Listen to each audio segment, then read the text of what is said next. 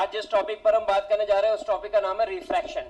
अभी तक हमने जो लेक्चर रिकॉर्ड किए, जो लेक्चर आपने यूट्यूब पर देखे होंगे या फिर आपने लेक्चर देखे होंगे ऐप पर, that is totally based on reflection.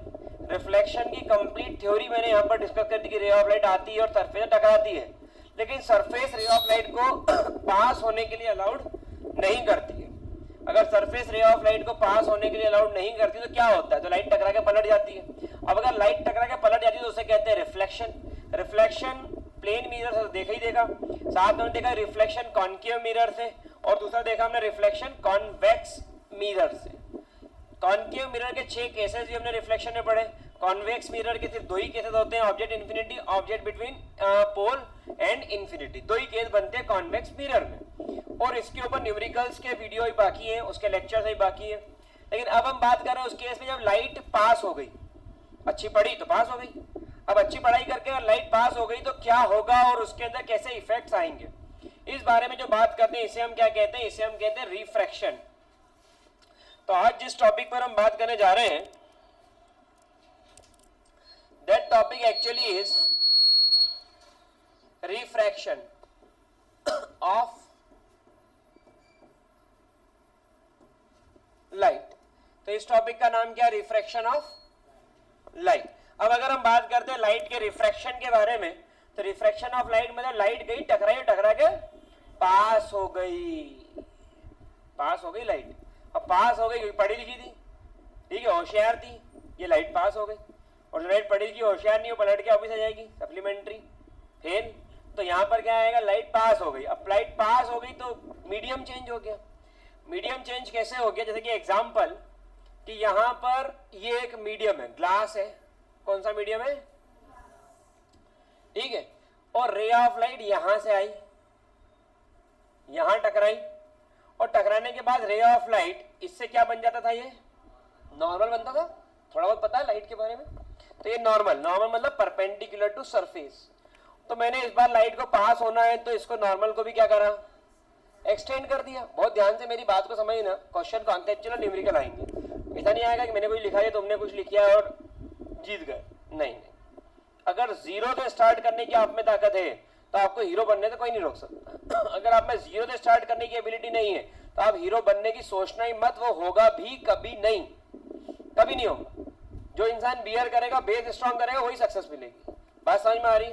तो यहां पर क्या हुआ? ये रे ऑफ लाइट आई, और ये रे ऑफ लाइट इस तरीके से आई और यहां पे टकराई। नॉर्मली सरफेस से पास होती थी, लेकिन इस बार ट्रांसपेरेंट मीडियम है। कैसा मीडियम है? ग्लास आ गया। ग्लास के अंदर पीछे थे रेड लाइट पेंट करते थे, सिल्वर कोटिंग करते थे, तो लाइट टकरा के पलट जाती थी। लेकिन अब क्या कोटिंग करना भूल गए तो लाइट, अपने जो ग्लास लगे लाइट पास हो रही। लाइट पास क्यों हो रही? क्योंकि कोटिंग नहीं है। मैं जा करके अपने बाल नहीं जमा सकता उसके अंदर, क्यों? कोई कोटिंग। अब मेरी बात सुनना, इसके अंदर ये रे ऑफ लाइट गई, टकराई, और टकराने के बाद में ये वाला मीडियम कौन सा था? एयर। एयर मतलब रेयरर मीडियम। ये कौन सा है? एयर। और इस मीडियम का नाम क्या है? ग्लास। तो ग्लास मतलब कौन सा मीडियम? तो ये रेयरर मीडियम है और ये बात समझ में आ रही है? तो मैं क्या इसको हटा भी सकता हूं? मीडियम तो पूरा वही है, इसको हटा दिया मैंने, नीचे से ग्लास मीडियम था, हटा दिया उसको, बाउंडेड नहीं छोड़ा उसको। ये नदी पूरी एक साथ बहती है, लंबी बिल्कुल, तो मैंने उसके एरिया को ऐसा फ्री कर दिया, फ्री बाउंड्री। समझ में आ रही बात? अब मुझे बताओ कि डेंसिटी एयर की ज्यादा है या डेंसिटी ग्लास की ज्यादा है? तो अगर मैं बोलूं कि डेंसिटी ऑफ एयर और यहां पे बोल दूं डेंसिटी ऑफ, तो सबको पता है कि density of glass is greater than density of. अच्छा, डेंसर मीडियम में आप जाओगे, जैसे कि आपने देखा होगा कि आप गोवा किनारे गए, नदी किनारे चले जाओ। अभी उम्र उतनी नहीं हुई तो नदी किनारे, तो नदी किनारे गए तो हम आगे आगे दौड़ रहे नहीं, वो आगे आगे दौड़ रहा है और हम पीछे पीछे। पिक्चर में देखा ही होगा भाई, समुंदर वमुंदर देखा होगा पिक्चर में, कैसा आश्चर्य देख रहे हो महाशरीफ हो। वो गाना तूने पहले देखा होगा, समुंदर दिखाया था। चल छोड़ो। तो यहाँ पर क्या हो गया? समुंदर में आगे आगे दौड़ रही है, हीरो पीछे पीछे। अब दोनों समुद्र के पानी के अंदर चले गए। अब स्पीड ज्यादा रहती कम हो जाती है, स्पीड ज्यादा रहती कम हो जाती है। क्यों कम हो जाती है स्पीड? क्योंकि वहां पर पानी आ गया, और पानी क्या है? डेंस है। पानी डेंस है तो वेलोसिटी क्या कर देगा? वेलोसिटी क्या कर देगा? ठीक है, तुमने देखे होगा पिक्चर, ये गाने तुमने खूब देख रखे बेटा, सब लाइन पे। तो यहां पर वेलोसिटी इन ग्लास क्या होगी? होगी वेलोसिटी कम। अब वेलोसिटी कम हो गई तो अच्छी भली लाइट लहराती हुई चली जा रही थी, कहां जाना था इस लाइट को? जाना चाहिए था, लेकिन कहां चली गई ये लाइट? ठीक है, समझ में आ रही बात? ये लाइट कहां चली गई? ये लाइट इधर चली गई। तो ये लाइट इस रास्ते को फॉलो करेगी। आ कहां से रही है लाइट? देखा? तो ये लाइट इस रास्ते से आई और इस रास्ते से निकल ली, ये निकल ली। ठीक है, तो यहां पर एक्चुअल पाथ क्या था? आइडियल पाथ क्या था? लेकिन एक्चुअल पाथ सबको समझ में आ रही बात मेरी? तो ये वाला रास्ता इसके अंदर है या नहीं है? ये वाला रास्ता इसके अंदर नहीं है। ठीक है, तो ये लाइट यहां से पास हुई, ये वाला एंगल क्या कहलाएगा? ससम्मान, इसको एंगल ऑफ इंसिडेंस बोला जाएगा। और ये वाला एंगल क्या कहलाएगा? क्योंकि एंगल ऑफ इंसिडेंस, और एंगल ऑफ इंसिडेंस और एंगल ऑफ रिफ्लेक्शन दोनों किसके साथ बनते हैं? दोनों किसके साथ बनते हैं? नॉर्मल के साथ। एंगल ऑफ इंसिडेंस भी नॉर्मल के साथ और एंगल ऑफ रिफ्लेक्शन भी। सबको मेरी बात समझ में? 100% पक्का? तो लाइट किधर की तरफ बेंड हो गई? as light is entering from rarer medium to denser medium, it bends towards the normal. ये क्या है? नॉर्मल। Bend towards normal. कब हुआ ऐसा? ये घटना कब घट गई? ये घटना जब घट गई कि लाइट कहां से आ रही थी? रेयरर टू, तब लाइट क्या हुई? बेंड हो गई टुवर्ड्स दी। क्या मेरी बात समझ में आ गई? पक्का? कोई दिक्कत? अच्छा, बेंड टुवर्ड दी नॉर्मल। मान लो कि लाइट बेंड नहीं नॉर्मल नहीं, तो एंगल ऑफ इंसिडेंस और एंगल ऑफ रिफ्रैक्शन क्या होता? रिफ्रैक्शन क्या होता? इक्वल वर्टिकली अपोजिट एंगल बनते और ये इक्वल हो जाता। लेकिन ऐसा हुआ क्या? नहीं हुआ। अब ऐसा नहीं हुआ, अगर ऐसा, तो यहां पर मुझे बताओ एंगल ऑफ इंसिडेंस और एंगल ऑफ रिफ्रैक्शन, बड़ा एंगल कौन सा होगा? क्योंकि रिफ्रैक्शन में तो लाइट बेंड हो गई ना। अगर यहां पर एंगल ऑफ इंसिडेंस 60 डिग्री, तो ये कितना होगा? 45। बेंड हो गई या कुछ और, लेकिन लेस देन 60। समझ में आ रही बात सभी को? 100% सबको क्लियर है? आ रहा समझ में? तो एकदम ऐसा हाथ रख के यूं एकदम ऐसा बैठा बिल्कुल प्यार से, मतलब तेरे को देख कर मेरे को लगे कि रेंदो नाश्ता बुलवा लो। छोड़ो। समझ में आ रहा है? नाश्ते याद आई, अपनी चाय रखिए, मैं 2 मिनट का ब्रेक लूंगा अभी, मतलब लिखने दे के चाय पीने चौराहे से आऊंगा। नहीं रहे ऊपर। चलो आगे बढ़े। अब ये दूसरा केस। अच्छा एक बात और बताना है, थर्सडे और फ्राइडे के अप्रॉक्स एक तो टेस्ट कब होगा बता दूंगा मैं आपको। प्रिपेयर सभी हो गए होंगे, कभी भी टेस्ट ले लो, तो वाली बात हो गई। अब तो ही होगा ना प्रिपेयर। आज टेस्ट था ना, नीदी ना, तो ये क्या? अच्छा पेन है। तो फिर उसके अंदर क्या है कि टेस्ट जब भी होता है तो हो जाएगा। थर्सडे और फ्राइडे में से एक दिन 9th का और एक दिन 10th का इंडक्शन प्रोग्राम है। इसमें पेरेंट्स को आना है, बच्चों को नहीं आने की जरूरत है। बच्चे तो आएंगे, क्लास पढ़ेंगे, उस दिन चले जाएंगे। पेरेंट्स को आने का टाइम रहेगा 8 बजे के अप्रॉक्स का। या तो फादर आ जाए या मदर, क्योंकि यहाँ बैठने की दिक्कत आएगी, सब एक साथ आ जाएंगे तो या तो फादर आ जाए या मदर आ जाए। मैं बता दूंगा आपको पहले, और उसको कंपलसरी रहता है आके अटेंड करना। उसमें बताएंगे कि अगले पूरे 1 साल हम लोग किस तरीके से काम करने वाले, क्या प्लस है क्या माइनस है, कैसे हम लोग रिजल्ट्स अचीव करेंगे, और क्या हमको पेरेंट्स का सपोर्ट चाहिए। जैसे एग्जांपल, मैंने बोला कल मंडे को टेस्ट है बच्चे ने बोला सर बिल्कुल दे देंगे, और संडे को हमने प्लानिंग कर लिया कि नाना जी के जाना है। नानी जी ने बोला है कि मैंने तो बच्चे के लिए रबड़ी बनाई है, गुड़िया तो आएगी, छोटू तो आएगा, तभी देखो तुम लोग को रहेगा। और संडे को तो क्या, और गर्मी छुट्टियां चल रही है अभी, तो क्या जरूरत है सर को इतनी पढ़ाने की, और सर तो बोल रही है ना ऑफिस पढ़ा देंगे, चल बेटा। अब हुआ क्या कि वो बच्चा दिल और जान से लगा हुआ था मंडे को आके टेस्ट देने के लिए, और संडे को जो सुबह ले गया तो रात की 12 बजे घर लाए, और मंडे को फिर उसके बाद कल तूफान आंधी भी चली तो लाइट भी चली गई, तो बच्चा पढ़ ही नहीं पाया। सुबह आराम से 11-12 बजे उठा हंसते खेलते, और शाम को 5-6 बजे यहाँ आ गया क्लास अटेंड करने, तो बिना पढ़े टेस्ट देने आएगा तो नंबर 0। मतलब क्या बच्चे का नॉलेज 0 है क्या? नहीं, प्रिपरेशन नहीं है। तो ये पेरेंट्स को बताने जरूरत है कि आप बच्चों को ले जाओगे तो बच्चा जाएगा ना। अगर पेरेंट्स उंगली पकड़ के लेके जाएंगे ही नहीं तो बच्चा जाएगा कैसे? नानी क्या नहीं धक्का मार के भाग गया? नहीं, बताओ तो ले जाने वाला कौन है? तो तुम्हारी जगह उनका ट्रेनिंग की जरूरत है। अगर पेरेंट्स की ट्रेनिंग प्रॉपर है तो बच्चा अपने आप इंप्रूव करेगा। कहाँ निकल गया था? लाइट देख रहा था, कहां से आए हो? अरे एक बल्ब हमारी तरफ से ले जाना घर, ठीक है? तो इसलिए वो जब भी होगा तो पेरेंट्स को वही से बता देना कि थर्सडे फ्राइडे में से कभी भी हो सकता है, वेडनेसडे थर्सडे और फ्राइडे में से, और या तो फादर आ जाए मदर आ जाए एक घर से एक, और वो अटेंड करना कंपलसरी है। और 1 घंटे का टाइम है, 8 से 9 रहेगा, तो 7:45 से पेरेंट्स आ जाए, क्योंकि आपको पता ही है लेट अलाउड नहीं रहता अपने यहाँ। तो आपको लेट अलाउड नहीं तो पेरेंट्स को टाइम पे आना ही चाहिए भैया। तो वही लेट आया तो हर का टाइम भेजेंगे, हो गया काम ही खत्म हो गया। तो एक तो पेरेंट्स को टाइम पे आना है, अटेंड करना है, 8 बजे शुरू होगा, 9 बजे सब अपने अपने घर। बात सबको समझ में आ रही? तो आज से अपने पेरेंट्स को बता के छोड़ देना, ठीक? चलो आगे बढ़ जाए। रे ऑफ लाइट दूसरी कहां से निकली? ये गई। ये कौन सा मीडियम है?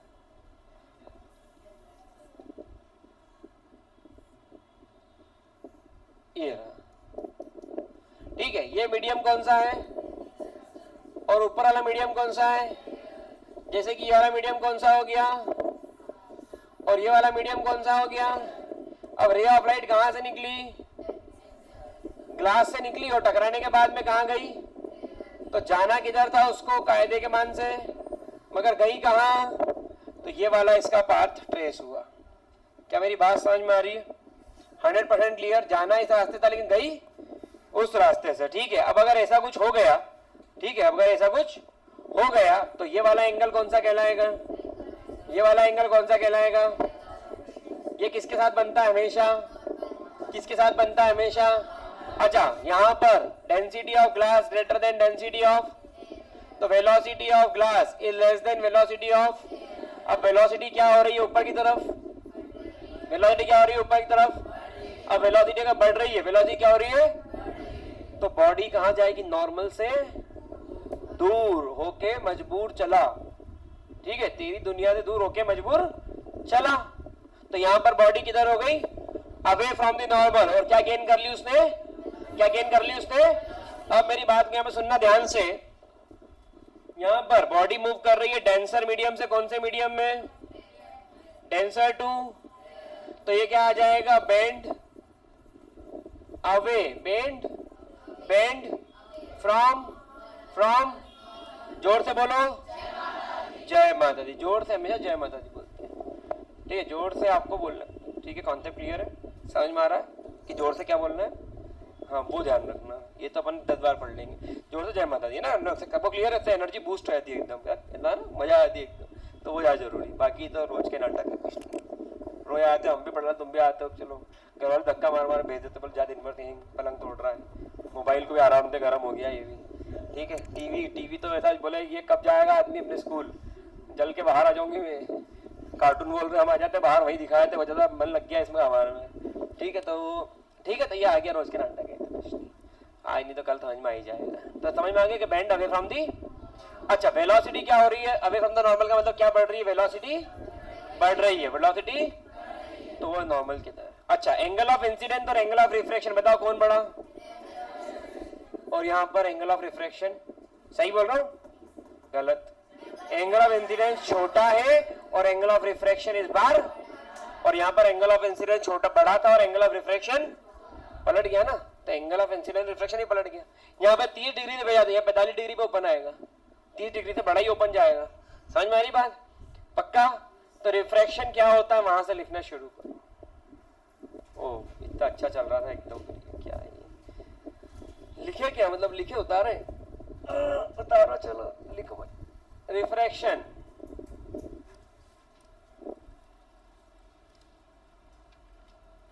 the phenomenon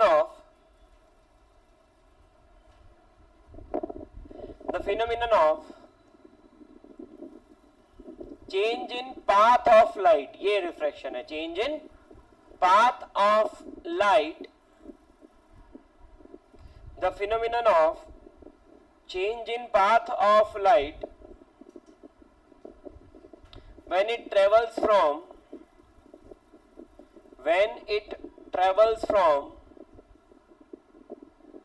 the phenomenon of change in path of light when it travels from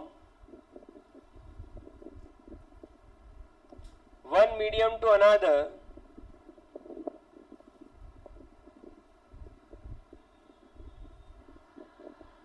is called refraction of light.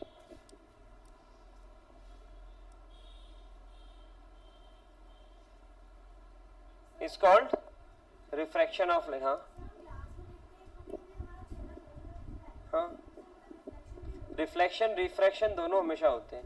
अगर ट्रांसपेरेंट मीडियम भी है ना, वो अच्छी बात करी उसने, ट्रांसपेरेंट मीडियम भी है तो भी रिफ्लेक्शन भी होगा और रिफ्रैक्शन भी होगा, दोनों केस होते हैं. लेकिन ट्रांसपेरेंट मीडियम में रिफ्रैक्शन ज़्यादा होता है और रिफ्लेक्शन कम होता है. और ओपेक बॉडी जो ट्रांसपेरेंट नहीं होती है उसमें रिफ्लेक्शन ज़्यादा होता है और रिफ्रैक्शन होता ही नहीं. बॉडी के अंदर लाइट ट्रांसफर होती है, बहुत कम दिखती है. हल्का लाइट ग्लास होगा, ऐसा रखोगे तो दिखेगा चमकता हुआ, मतलब लाइट आ रही है इधर भी. बहुत डार्क कर दो उसको, अब देखो तो नहीं दिखेगा. ठीक है, तो रिफ्रैक्शन भी होता है. ठीक है, लेकिन परफेक्टली ब्लैक बॉडी जो ओपेक रहती है उसके अंदर रिफ्रैक्शन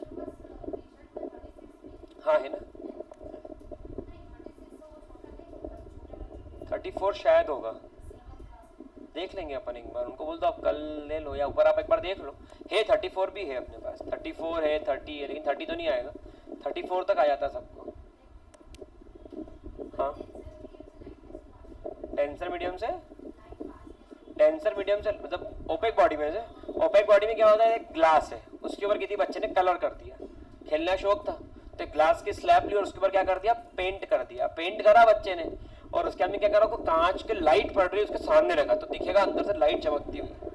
और लाइट चमकती क्यों दिख रही है, क्योंकि लाइट हल्की सी 1 या 2% के अप्रॉक्स पास हो रही है. ठीक है, लेकिन परफेक्टली अगर ओपेक बॉडी है तो लाइट ट्रांसफर होगी ही नहीं. ठीक है, परफेक्टली ओपेक बॉडी, लाइक उसके आगे कपड़ा और रख दिया, टेप चिपका दिया, बहुत कवर कर दिया तो फिर नहीं दिखेगा. That is perfectly opaque body. समझ में आ रही बात. नहीं तो रिफ्लेक्शन रिफ्रैक्शन दोनों होते हैं. तभी वो क्लियर है यहाँ तक 100%. इसको नोट डाउन कर लीजिए. पूछोगे जितने भी डाउट्स आप यहाँ पर पूछते हैं वो डाउट्स क्लास के बच्चों के डाउट्स को क्लियर करेगा. और उन डाउट्स के कारण यहाँ जो वीडियो देखेगा याले उन बच्चों को वो बार बार क्लियर होगा किस तरीके से उनको क्वेश्चंस को अटेम्प्ट करना है. तो ये वीडियो देखने वालों के लिए भी ये फायदेमंद है. इसलिए आप डाउट पूछो, आपके कारण दूसरे बच्चों का बहुत फायदा होगा. ठीक, पानी चाहिए, पेन चाहिए. चलिए आगे बढ़े. अब इसके बाद में एक बहुत अच्छा टॉपिक आया था कि अगर रे ऑफ लाइट सीधे निकल जाए तो क्या कंडीशन होगी. ठीक है, मतलब no bending of light. MCQ का इंपॉर्टेंट क्वेश्चन बनता है. No bending of light in case of refraction. Bending of light हुई नहीं, किस केस में, रिफ्रैक्शन के केस में बेंडिंग ऑफ लाइट हुई नहीं. और ये बेंडिंग ऑफ लाइट नहीं कब होगी, मेरी बात को ध्यान समझना. बेंडिंग ऑफ लाइट नहीं कब होगी, जबकि लाइट नॉर्मल से चलेगी. किस पर चली, जब ये लाइट नॉर्मल पर चली और सीधे आ गई तो यहां पर बेंडिंग ऑफ लाइट का केस आएगा ही नहीं. यहां पर बेंडिंग ऑफ लाइट का केस, लाइट जिस रास्ते को फॉलो कर रही है उसी रास्ते को फॉलो करते हुए लाइट आगे बढ़ जाएगी. ये रही. ठीक है, और वो बिल्कुल सीधे के सीधे बाहर, क्योंकि इसका एंगल ऑफ इंसिडेंस कितना है और इसका एंगल ऑफ रिफ्रैक्शन कितना है, 90 डिग्री है ना.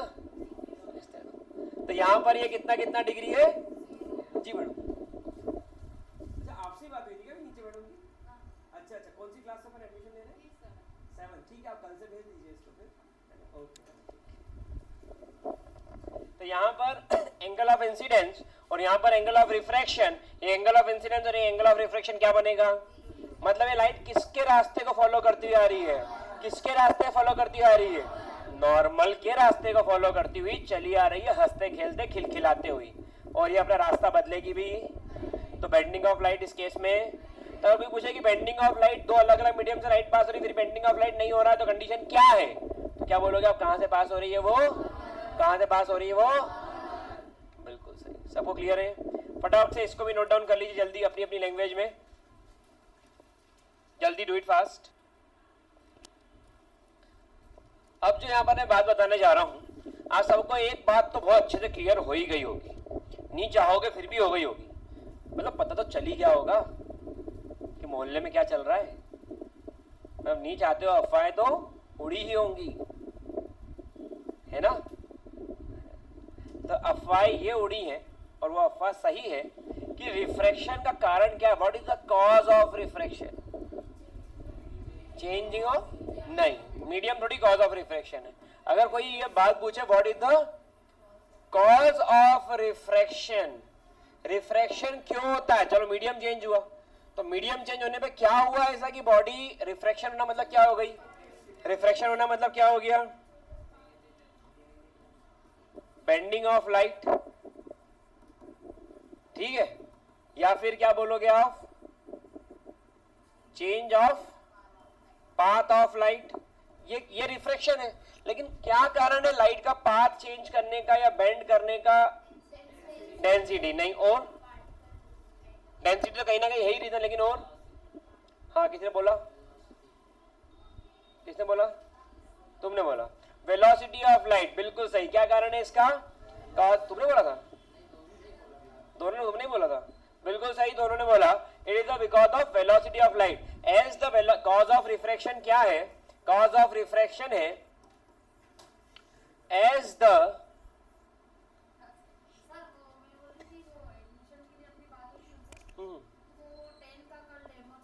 अच्छा अच्छा, 10th का डेमो के लिए टाइमिंग 12:30 बजे, 12:30 टू 1:30, हाँ तो 12:30 टू 1:30 का आप बोल दीजिए। तो चलिए इसके अंदर हम बात करते हैं कि as the velocity of light change, madam उनका नंबर भी आप ले लेना, as the velocity of light change क्या होगा, as the velocity of light change from one medium to, एकदम फ्लो टूट जाता है sir, as the velocity of light change from one medium to another, एक मीडियम से दूसरे मीडियम में जब रे ऑफ लाइट जाती है तो उसकी वेलोसिटी क्या होती है, तो उस कारण क्या होता है वहां पे, रिफ्रैक्शन, मतलब क्या होता है वहां पे, चेंज ऑफ पाथ या फिर बेंडिंग ऑफ, तो वेलोसिटी, अच्छा वेलोसिटी क्यों चेंज होती है, बिकॉज ऑफ डेंसिटी, तो as the density of medium change, तो ये तो मीडियम की डेंसिटी चेंज हुई, तो लाइट पे क्या इफेक्ट हुआ, तो वेलोसिटी ऑफ लाइट चेंज, ठीक है, जैसे मीडियम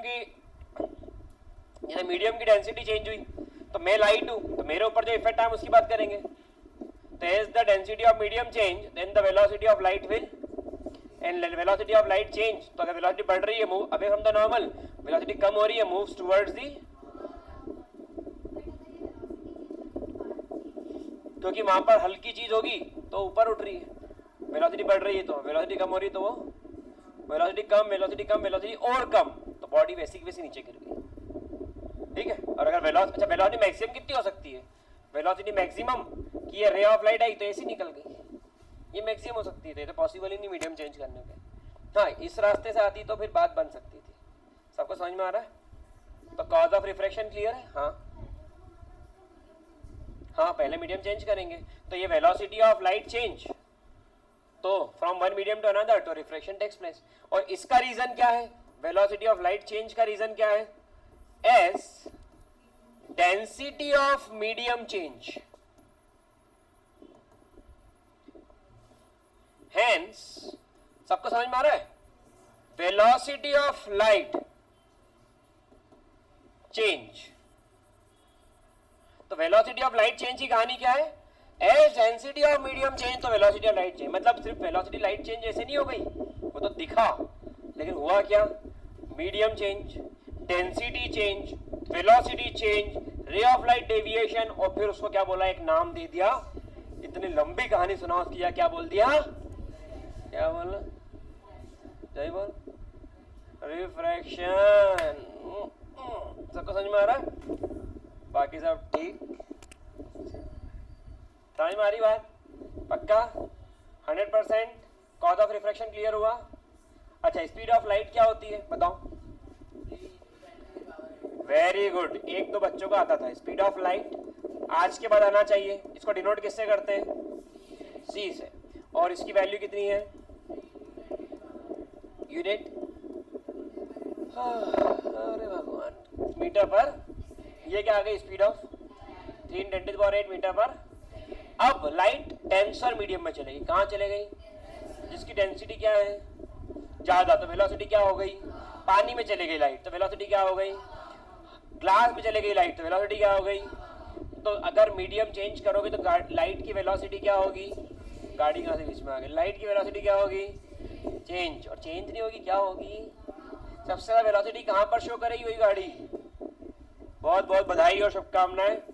आ जाओ यहाँ पर, ऊपर आ जाओ भाई, बहुत सही टाइम है। यहाँ पर आपके सामने प्रखर है, सही? नहीं तो मैं कई बार तो कनिष्क ही बोलता था, इसका ब्रदर कनिष्क, सेम रिजल्ट। तो प्रखर आपके सामने, जिसका रिजल्ट कितना परसेंट बना? 89% स्कोर किया है प्रखर ने। Now he is preparing for PCM. तो really have a good round of applause for this guy. Thank you so much. इसकी कोई जरूरत नहीं थी, रिजल्ट तुमने बहुत अच्छा बनाया।